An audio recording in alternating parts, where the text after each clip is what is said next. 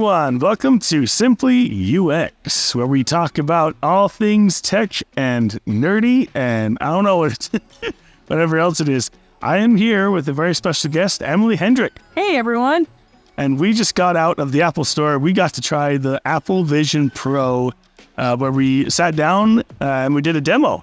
Yeah, I'm still wrapping my head around that whole experience. That was amazing. Absolutely. What was your favorite part? I think what really stood out to me is the quality, the visual quality that I was seeing. And so those spatial experiences that, not just the panoramas, but like the pieces that, like the video and how 3D it looked. And that's something we can actually take a picture of with our current iPhone, like Pros right now. Like, how cool is that? It was nuts. Yeah. The image quality was super crisp and clean. Yeah. It really felt like science fiction, like Minority Report for sure.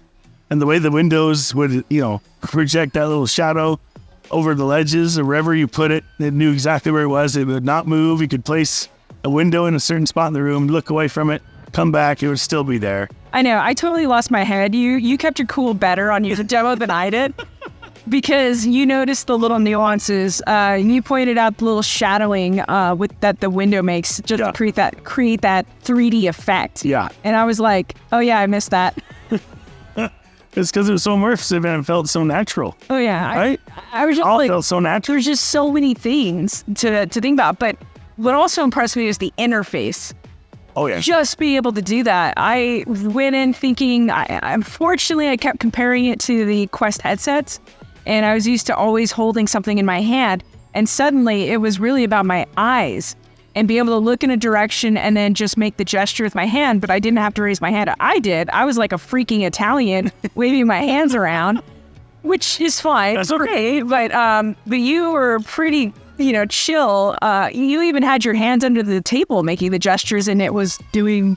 I was impressed by that. I was like, I wonder if it'll see me all the way down here in my lap. And it did. I was like, oh... So cool. I was even skeptical when you said that. I was like, yeah, that's not going to work. No way. Yeah. Gen 1, not. Not on a Gen 1 product, Apple. No way. I know Apple's been touting it as this spatial computing concept, which absolutely makes sense instead of like this entertainment piece of VR, right? Yeah. Because it really is so much more beyond. And I was thinking about that. So as we were walking over here, the idea that if I were traveling and I knew I was going to be away from my computer, I do not need my laptop. I would be completely satisfied working with the Vision Pro headset and maybe bring my iPad Pro.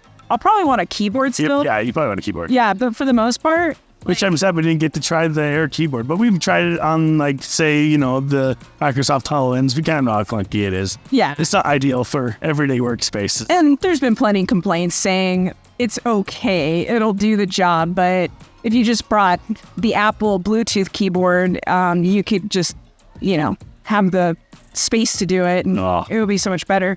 But I was thinking about that, I'm just like, it really has changed how we want to interact with our computing. Oh, absolutely. Like our workflow even.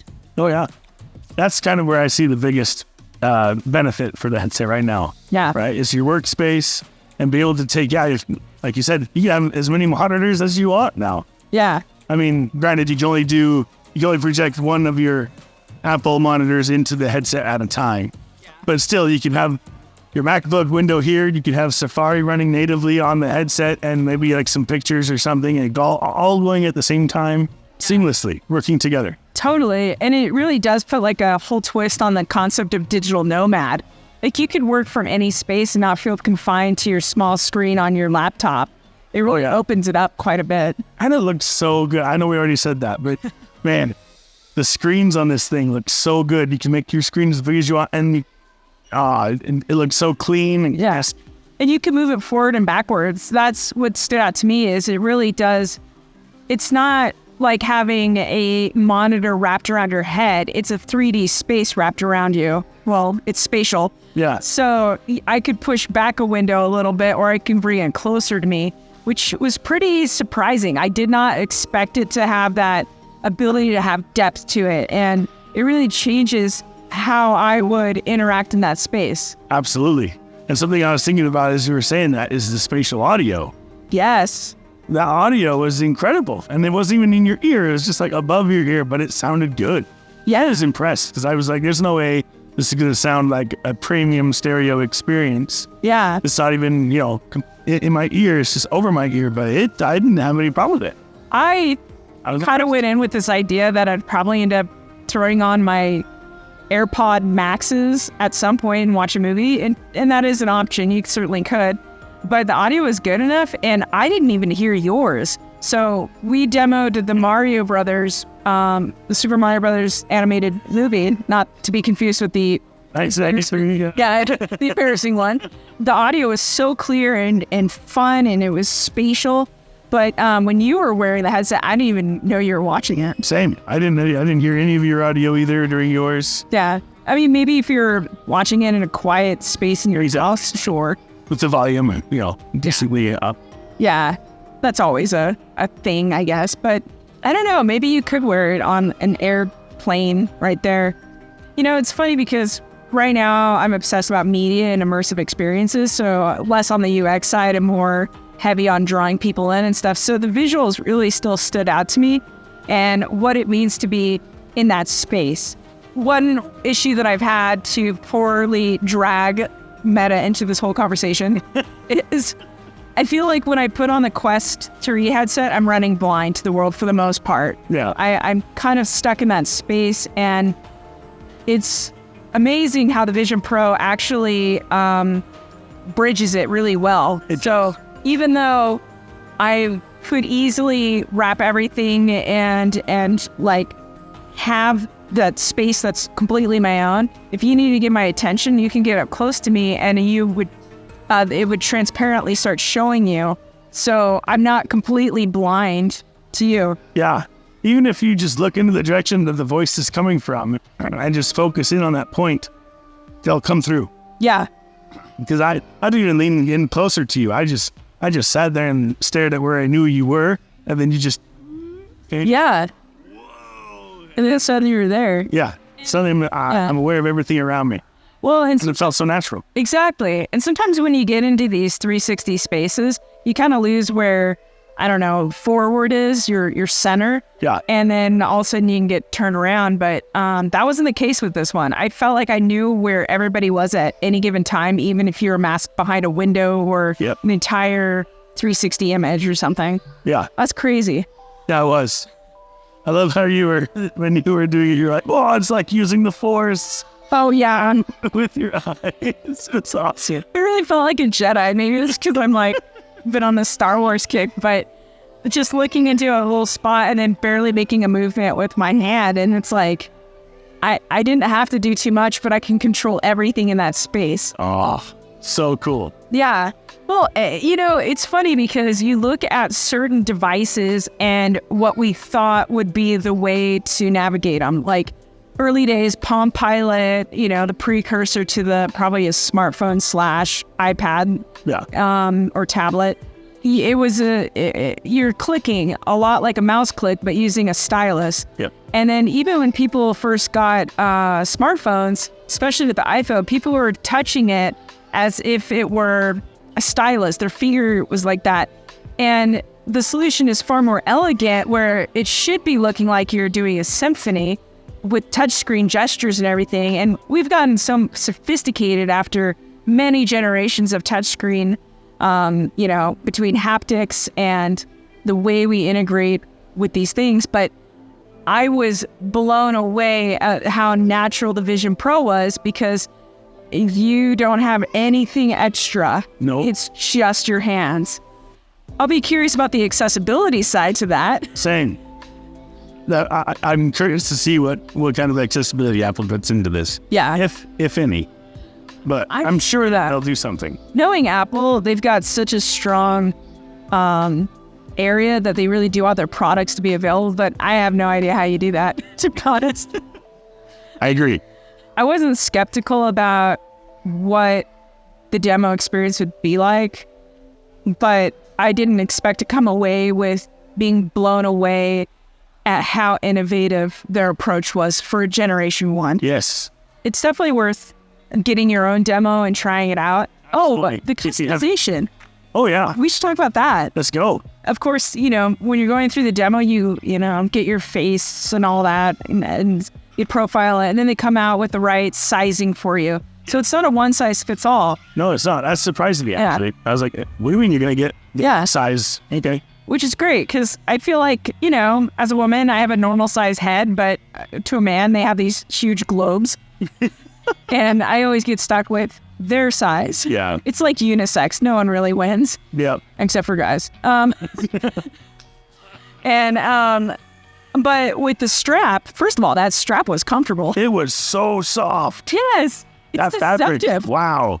I mean, that's one thing I always heard the YouTubers saying is how soft this fabric was, but they didn't do it justice. No, they I felt like I was touching a cloud. Well, and I thought it was going to be more rigid, and it's just not. Same. It really is for comfort. Yeah. The other thing is, I think it would have been a little bit more comfortable for me because of the weight if I had that top head strap. But I agree. For the demo, it was fine. Yeah, for the 30 minutes, it was fine. Near the end of the demo, you could definitely feel the weight on your cheeks. Yeah. You could definitely feel that weight on your cheeks. But that adjustment, what I liked about that is it was granular. So as you're twisting it really felt like, I don't know, my best example is ski boots. Being able to be a little more micro adjusting with them. Yeah. And I really like that, honestly, because I feel like some of the headsets out there, it's just you're kind of locked into, even a millimeter can make a difference. Yes. Yeah. And it's something I wish they could have done with their double strap. I understand why they couldn't. Yeah. The Quest 3 has come a long way. Like that adjustment is a little bit better, but they do have to cut corners on it. And so some of that adjustment's more with Velcro. But the price points are so different. Yeah, they are. It's almost uncomparable, I guess. It is so, it's like, yeah, 500 versus 3,500 is pretty drastic contrast. Exactly. And even with wearing it, I think there's such a wow factor with the Pastor is clean, Very clean. Even though it's just cameras and all that, it really did look pretty good. It did. Yeah. It totally convinced me that I was not really I wasn't looking at a screen.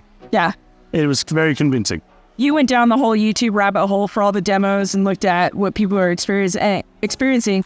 But the funny thing is, I was curious. We didn't demo it because, but that FaceTime visual avatar kind of thing. Yeah. You kind of hit this like uncanny valley thing. Yes. Where it's just a little creepy, and it's in beta, sure. But I don't know. What's your take on that? Do you see yourself using it? Not really. Yeah, I mean, not right now. Because FaceTime is all about human connection. Yeah. And yeah, when you're looking at an avatar, it's not as, I don't feel like, again, I've never tried it. We didn't get to try that, unfortunately. It just doesn't seem like it would be as intuitive. Yeah. And there's even though it is impressive. Yeah. And I know in our IXD course that we did together, in the Quest 2, in the workrooms, it was brought up that, the avatars look a little too fake, but then again, to make it a little bit too real, it's a little uncanny too. There's got to be some kind of happy medium. Apple's definitely leaning more into let's get this almost as realistic as possible. Yeah. All the videos I did see, you could definitely look at any of these avatars and identify them. Well, and I think that's an interesting point you bring up too. It's, it's how we perceive ourselves, where, in the Quest, and you can even argue the Nintendo Switch with your stuff. You create what you think your nose is going to look like, your eyebrows and how far apart it is. Like, you can build what you think you look like. Whereas Apple's approach is we're going to try to get it close, and we're making the call on that. And it is a lot more accurate of who you are, because there's been a few times where in class, for example, when we did that experimental VR class, some of the avatars did not look like the students in real life. No, I didn't. I could even argue mine didn't look very well like mine, and we were limited. I don't know if I did either. Yours is pretty good. Okay. But I wear my Eddie Bauer plaid shirts. Yeah, you did great. And I only had one plaid shirt option, or no, there was two. And the second one was like a little too cowboy, and that's not me. So, but that was kind of frustrating, was that limitation on clothing and even what you could look like. Humanity's far more complex than that. Granted, if you did scan yourself, I think what based off what I've heard from other YouTubers, is you will be stuck in that outfit every time you do a FaceTime call. Like, you can't change your outfit either. It's whatever you were wearing when you did your initial face scan. So look a little more professional. Yeah, make sure you look professional wearing something more like business casual or something. Yeah, You do it. that's really good to know. I wonder if that's like something they'll change later. Maybe. The ability to swap your clothes out. You would hope so. You'd hope so. They're like, dang it, shouldn't have done it in my pajamas. I better do that again. Yeah, Christmas Absolutely. morning. Can you imagine all those people? Opening your Christmas party in your pajamas, going into your meeting, like, oh crap. You're like, oh, I was just so excited. What was your take on the hardware though? Like for how it wasn't as thick. It Like, definitely was not thick. no. I was impressed. There's a lot of hardware crammed in to that small space between Yeah. your eyes. Honestly, like, I'm glad Apple waited as long as they did, because I think they needed the chips that, they've been using to get to this point where they can get the size down smaller. I think if they tried to tackle this 2-3 years ago, like I hoped they would, the hardware would have just had a pound of hardware on your face. Yes, I agree. Especially with the materials that they chose to go with, Yeah, that's true. It'd have been pretty dang heavy. And it's already heavy the way it is now, but yeah, those chips are incredible. Like, that's primarily why I did not feel sick whatsoever. Yeah. It's because it was so fluid. Yeah. Is it 1 or 2 chips? Or is it just It's 2 chips. just 2 chips? One's doing all the cameras and sensors, and the other's doing all the computing. Absolutely incredible. But it was great. I am kind of curious though, like, okay, so with the weight and everything, that's always a deal breaker for me. Yes. Just because I don't want that on my face for more than 30 minutes or an hour. Mhm. But with the Vision Pro, it felt quality. So, and you expect that. You have glass in there. You've got metal. I'm curious if it was aluminum or if at some point they're going to spring for the titanium. And then magnets. Yeah, So that adds up. it does add up. Yeah. Adds up pretty quick, which is why they don't have the battery attached to the headset. That's true. That's a really good point. Did that cord ever feel a little annoying to you I at some points? honestly forgot about it. There were points where I forgot about it too. There's one point where it like dropped on top of my ear a little bit, and I was like, okay, yep, there's the cord. Get that really? off of my ear. Okay, now it's completely gone again. Yeah. I mean, I can see people using it at their back pocket and stuff, but Yeah. I don't know. If I were at my desk, I could see myself just plugging in directly, just working like that. But if I'm on the couch, sure, I'll go to battery mode, or we'll see Right. there. But no, it didn't seem annoying. Although one thing I do like that Apple's doing, at least on their premium products, is this is so small. I love the weave on the cable. That cloth weave instead of just like plastic. Agreed. Because I don't want the rubber. That would have annoyed me more. It's a little rigid. Yes. And there's something about the cloth where I could just move it out of the way if I needed to. Yep. But I honestly didn't notice it. That's awesome. So that's funny that you did. Yeah, it was just the way that they had it attached onto the headset with the cord going to the front of my face versus behind me. Yeah. So I'm just like, okay, let's just rotate this around, and it's gone. Yeah. But yeah, If you were to use this, I mean, I'm thinking of like my everyday life of how I'd want to use it, because I want it to be more than just an entertainment device. I want to actually do it for spatial computing absolutely. stuff. I don't know. I wish we spent some time looking in the App Store to see what's available. Agreed. I mean, they had Keynote right there on that desktop. Yeah, they did. Oh, okay. That's something. Yeah. I know that. I know Keynote. Well, supposedly, I don't remember the number, dang it. But I know they have they have over 100 apps Yeah. already ready to go. It's Which is sick. Yeah, for a Gen 1 product, yeah. that's pretty dang good. Well, they had was it Yummy, the cooking app, Yes. and that use case is one of the best I've ever seen. Yes. No kidding. Yeah, I want to see more of those, guys. Yeah, exactly. Develop some more of that. That was really cool. The genius of it, being able to set multiple timers to do the cooking and like to actually do it as you go. I think when I watched that Wall Street Journal YouTube video on it, I was like, wow, that is a really cool use case. Yeah, I did not think of that. I would not have done that. And it was props there for thinking of doing that. That was so cool. Yeah. All right, let's put a timer over this specifically over the stove. The timer will stay there. It's not going to move. Let's start another timer for some noodles. Bam, bam. And then you can just walk around, look at your timers. You see it. It's right above your food. Yeah. Wow. But then you've been seeing people driving Teslas or self-driving Teslas with an hour walking around New York. I mean, Yeah. you think But even with those use cases, going back to tech history, I remember when Google launched their glasses. Yeah. And people would walk around with those. Yeah, not that many people, but enough because it was this augmented reality kind of approach. Yeah. Unfortunately, they garnered the nickname glassholes. Oh, no. Because they just look like such dorks with it on. And, here we are, 15 years later, maybe 10, whatever it's been. And now we've got people doing it. Like, well, what's the difference, Yeah. Form factor, sure. Maybe it's because it's Apple and not Google, if that is a cool factor somewhere. But I think it's going to just get better with time. I hope that it gets down to the size of a nice sports glasses like Oakley's. Oh, yeah. And that is their goal. Yeah, but I don't see this space disappearing for sure. Nope. I do want to get your thoughts on this. When it comes to the XR or mixed reality world, I felt like it was on a very good trajectory. And it was on an interesting trajectory circa 2020, 2021, but then COVID hit. And so a lot of experiences went virtual because unfortunately the world was ground to a halt and we needed that. But the paradox of it is that people missed being around people. And so this space it's grown in a lot of ways, but it's also been stagnant because of people needing to interact with other people. And with this virtual environment, I don't know, how do you see it playing out in your mind? Because I'm still trying to get a sense of what the next 5-10 years could look like with this new technology in our hands now. Right. Oh, that's such a hard one. It's a big question. It is a big question. Yeah. It's definitely worth thinking about, though. Sorry to go. Yeah, for real. Now you got me. I don't know. I have no idea what that's going to look like.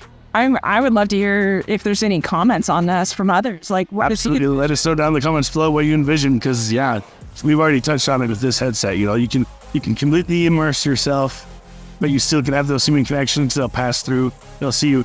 But what does that look like when you have like multiple headsets in a room? Can you for my wife and I, can we have two different headsets connect together and watch a movie together with the Vision Pros on? That's true. And still be together in that space. And if we look at each other, what are we going to see? Are we going to see little like digital versions of ourselves? Yeah. Or is it going to be like a pass through?